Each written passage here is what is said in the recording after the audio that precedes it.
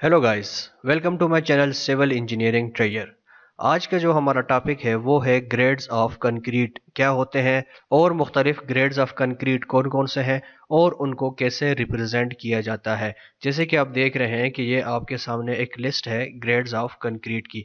आप इसमें M5 क्या होता है, M से क्या मुराद, what is the meaning of N and what does this 5 represents, okay ये हम डिस्कस करेंगे। और वाटर सीमेंट रेशो क्या होती है और किसी कंक्रीट के लिए वाटर कैसे कैलकुलेट किया जाता है, ये हम इस वीडियो के आखिर में डिस्कस करेंगे। तो आखिर तक वीडियो को ज़रूर देखिएगा और अगर आप मेरे चैनल के ऊपर नए हैं तो इसको अभी से सब्सक्राइब कर दें और बेल आइकन भी प्रेस कर दें ताकि नए आने वाली वीडियोज़ आप तक पहुँचती रहें। तो चलते हैं आज के टॉपिक की तरफ।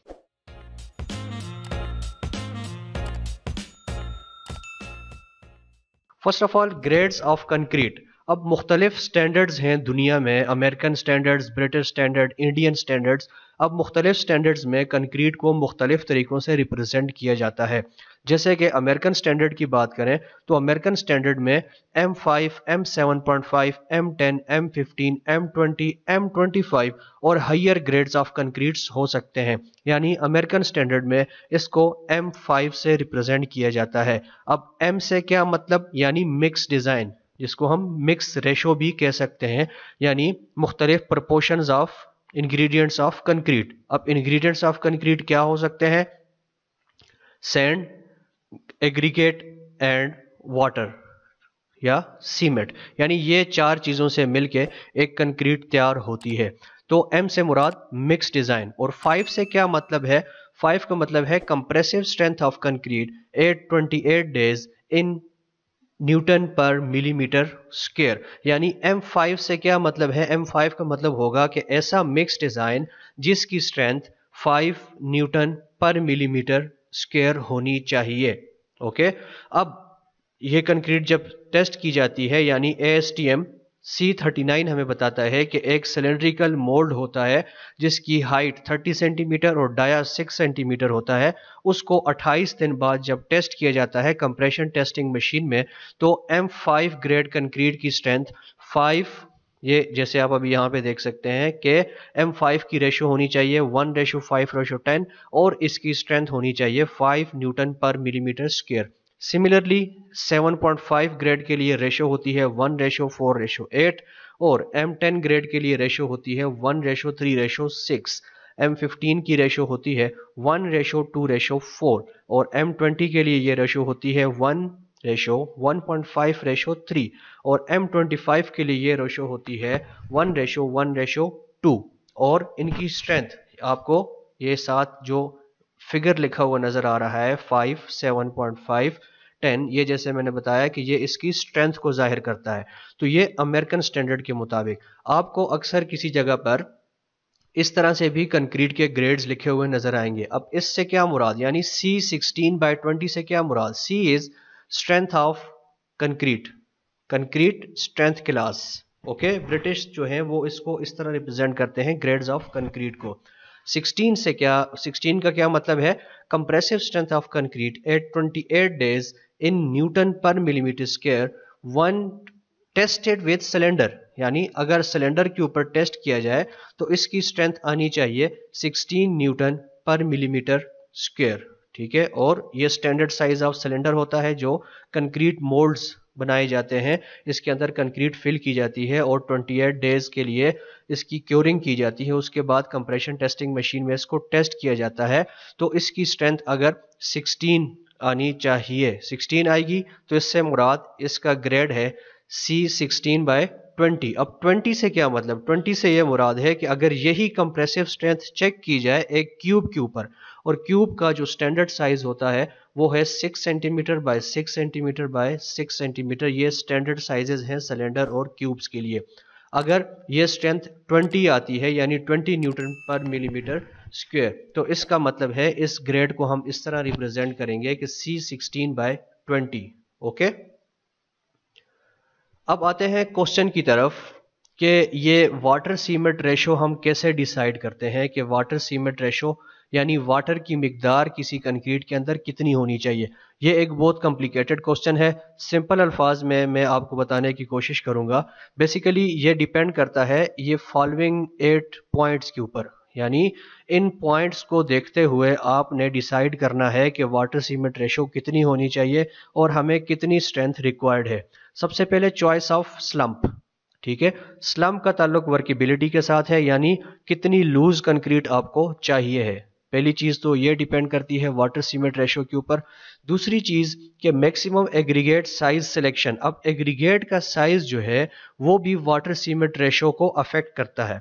तीसरी चीज है water and air content selection. जैसे मैंने कहा कि ये बहुत कॉम्प्लिकेटेड चीज है, ऐसे आपको नहीं बताया जा सकता या आपको कोई नहीं कह सकता कि इसमें इतने केजी या इतने लीटर पानी पड़ेगा। ये मुख्तलिफ फैक्टर्स होते हैं जो डिसाइड करते हैं कि कितना वाटर सीमेंट रेशो रखना है। चौथा पॉइंट है वाटर सीमेंट रेशो, जो ऑब्वियसली हम आगे जाके डिस्कस करेंगे। सीमेंट कंटेंट, यानी सीमेंट आपने कितनी मिकदार में लेना है, उसकी क्वांटिटी कितनी होनी चाहिए। पांचवा पॉइंट या छठा पॉइंट जो है कोर्स एग्रीगेट कंटेंट, यानी जो कोर्स एग्रीगेट आप यूज कर रहे हैं उसकी कितनी क्वांटिटी होगी मिक्स के अंदर। और फाइन एग्रीगेट क्या, कितना कंटेंट इसके अंदर मिक्स के अंदर मौजूद होगा। ये सारी चीजें जो है आपके मिक्स प्रोसीजर को अफेक्ट करती हैं और आपकी वाटर क्वांटिटी को डिसाइड करती हैं। और जो आठवां पॉइंट है वो है एडजस्टमेंट फॉर एग्रीगेट मॉइस्चर, यानी जो एग्रीगेट्स वगैरह आप यूज कर रहे हैं उनके अंदर भी कोई ह्यूमिडिटी मॉइस्चर वगैरह मौजूद होता है जो कि वाटर सीमेंट रेशो को अफेक्ट करता है।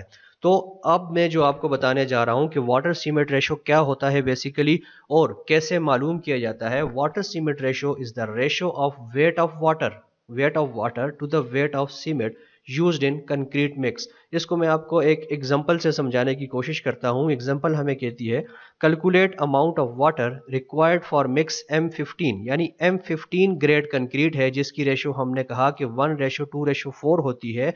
और टोटल वॉल्यूम कितना प्रिपेयर करना है हमने, 1 क्यूबिक मीटर ऑफ कंक्रीट हमने प्रिपेयर करनी है।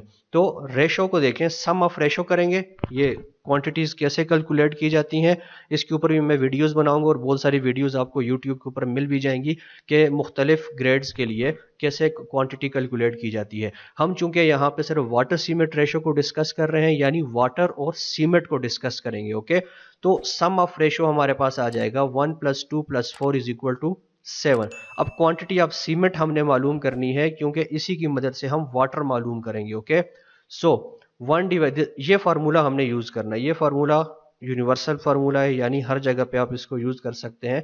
यानी सीमेंट का कंटेंट इसमें कितना है, 1 इज फॉर, ये तो आपको पता होगा, 1 is for cement, 2 is for sand and 4 is for coarse aggregate. Okay, हम सिर्फ सीमेंट की मिकदार मालूम कर रहे हैं, तो 1 that is the content of cement divided by sum of ratio which is 7 multiply by 1। ये 1 है जो हमने, जिसकी क्वांटिटी यानी वॉल्यूम ऑफ कंक्रीट टोटल हमने मिक्स कितना प्रिपेयर करना है, 1 क्यूबिक मीटर, और मल्टीप्लाई करेंगे 1.54 के साथ। 1.54 क्या चीज है, इसको श्रिंकेज या ड्राई कांस्टेंट कहा जाता है। यानी जब हम कंक्रीट का मिक्सचर प्रिपेयर करेंगे तो उसके लिए जितने भी इंग्रेडिएंट्स लिए जाएंगे, यानी सीमेंट जो है वो ड्राई फॉर्म में होगा, सैंड ड्राई फॉर्म में होगी, कोर्स एग्रीगेट ड्राई फॉर्म में होगा, और जो चीज ड्राई फॉर्म में होती है उसका वॉल्यूम ज्यादा होता है as compare to wet volume. Okay, so this is actually the dry constant or shrinkage. As you can see over here, dry volume is more as compared to wet volume. We usually mix the ingredient in dry condition, and when concrete get hard it shrinks. यानी जब concrete hard हो जाती है वो सुकड़ जाती है, वो कम जगह घेरती है। To cater this shrinkage, we use value between 1.54 to 1.57, यानी इस रेंज के इस रेंज के बीच में आप कोई भी वैल्यू यूज कर सकते हैं to get dry volume. Okay, तो ड्राई वॉल्यूम वेट वॉल्यूम से ज्यादा होता है। कितना ज्यादा होता है, 1.54 टाइम्स ज्यादा होता है। तो यहां से हमारे पास एक वॉल्यूम आ गया 0.224 क्यूबिक मीटर। ये हमारे पास ड्राई वॉल्यूम आ, ठीक है, ड्राई वॉल्यूम। अब आपने क्या करना है कि इस ड्राई वॉल्यूम को मल्टीप्लाई करना है 1440 kg पर क्यूबिक मीटर्स। ये क्या है? Density of cement. ये आपको याद होनी चाहिए, कहीं भी आपको काम आ सकती है, इंटरव्यूज क्वेश्चंस में भी आपसे ये चीज़ पूछी जा सकती है कि what is the density of cement. So the density of cement is 1440 kg पर क्यूबिक मीटर। तो यहाँ से क्यूबिक मीटर के साथ कैंसल आउट हो जाएगा और हमारे पास केजी में सीमेंट की क्वांटिटी आ जाएगी विच इज़ 322.56 kg। ओके, अब हमने कैलकुलेट करना है वाटर की क्वांटिटी। सीमेंट की क्वांटिटी हमारे पास आ गई है, तो रेंज क्या है? वाटर सीमेंट रेशो की रेंज आपने क्या रखनी है? जो स्टैंडर्ड्स हमें बताते हैं कि मिनिमम 0.35 होनी चाहिए और मैक्सिमम 0.7 हो सकती है। जैसे हमने कहा कि स्लम्प के ऊपर डिपेंड करता है, आपको कितनी वर्केबिलिटी चाहिए उसके ऊपर डिपेंड करता है, और मुख्तलिफ जो स्ट्रक्चरल एलिमेंट्स हैं, फॉर एग्जांपल बीम है, कॉलम है, स्लैब है, उनके लिए अलग अलग स्लम्प वैल्यूज आपको चाहिए होती हैं।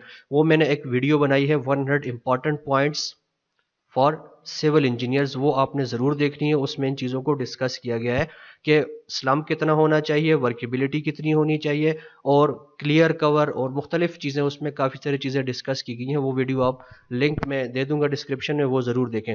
तो रेंज क्या है वाटर सीमेंट रेशो की? 0.35 से 0.7। इसके बीच में हम कोई भी वैल्यू ले लेते हैं। फॉर एग्जांपल हम लेते हैं 0.4।